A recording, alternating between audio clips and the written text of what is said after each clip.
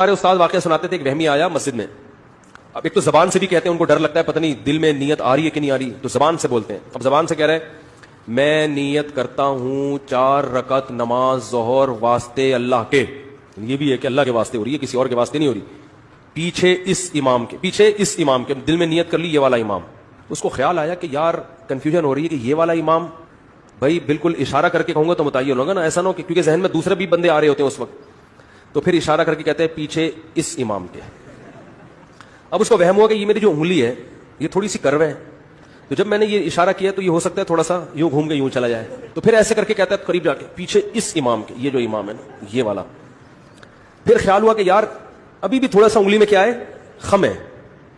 بھائی پوری سیدھی انگلی تو نہیں ہوتی نا، تھوڑا سا قدرتی طور پر خم ہوتا ہے انگلیوں میں. پیچھے یہ والا امام. پھر بھی شبہ ہوا تو جا کے امام کو دھکا دے رہا، کہتا ہے پیچھے اس امام کے. اور میں نے وہمی دیکھے ہیں.